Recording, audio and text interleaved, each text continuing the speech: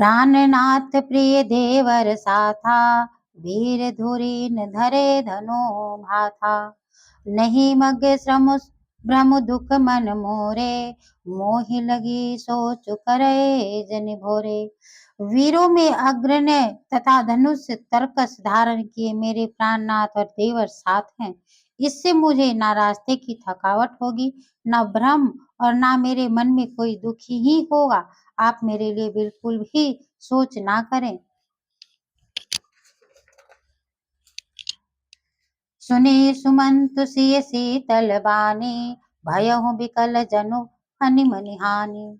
नयन सूझ नहीं सुनई न काना, कहि न सकई कछु अति अकुलाना। सुमंत जी सीता जी की वाणी सुनकर ऐसे व्याकुल हो गए जैसे मणि के खो जाने पर सांप हो जाता है। उन्हें नेत्रों से कुछ सूझता ही नहीं, कानों से कुछ सुनाई देता ही नहीं। वे अत्यंत व्याकुल हो गए, कुछ कह न सक रहे थे। राम प्रबोध किनु राम प्रबोध किन बहु भाते, तदपि होते नहीं शीतल छाते। जतन अनेक साथ हित कीन्हे, उचित उतर रघुनंदन दीन्हे। श्री रामचंद्र जी ने अनेक प्रकार से उनका समाधान किया, फिर भी उनकी छाती शीतल ना हो सकी।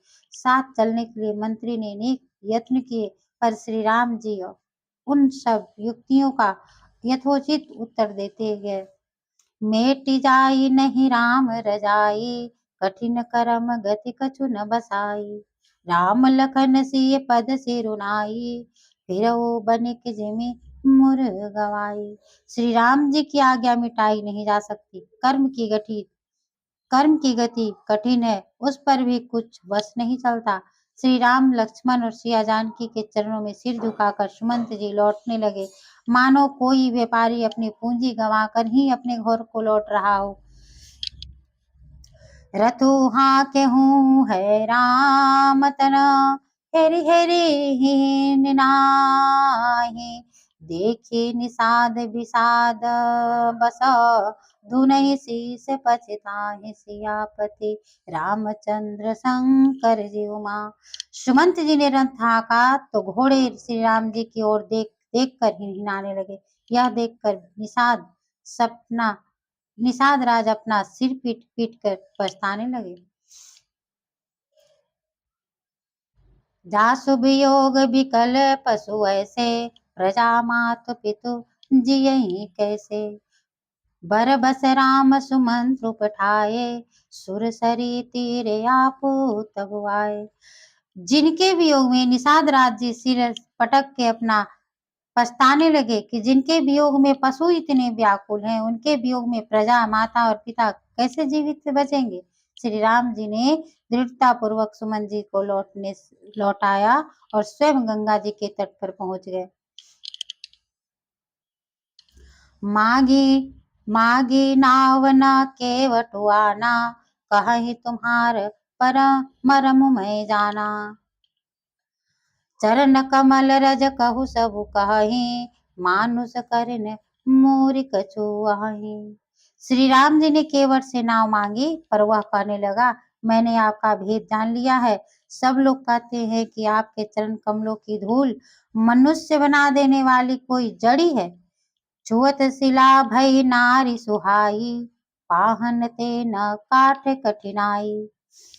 तरिनौ मुनि धरनी होई जाई, बाट परई मोरी नाव उड़ाई। तब नाविक कहने लगे कि जिसे छूते ही पत्थर की शिला सुंदरी स्त्री हो गई। मेरी नाव तो काठ की है, काठ पत्थर से कठोर नहीं होता। मेरी नाव भी मुनि की स्त्री हो गई तो मैं लुट ही जाऊंगा, आप पार ना हो सकेंगे और मेरा कमाने खाने का रास्ता भी रुक जाएगा। यही प्रतिपालो सब परिवारो, नहीं जानो कछु आउर कवारो। जो प्रभु पार अवश्य गा चाहूं, मोहि पद पद मुपखारन कहूं।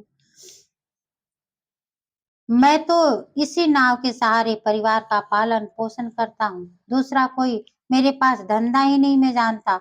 हे प्रभु, यदि आप अवश्य ही पार जाना चाहते हो तो मुझे पहले अपने चरण कमलों को धो लेने की आज्ञा तो दे दीजिए।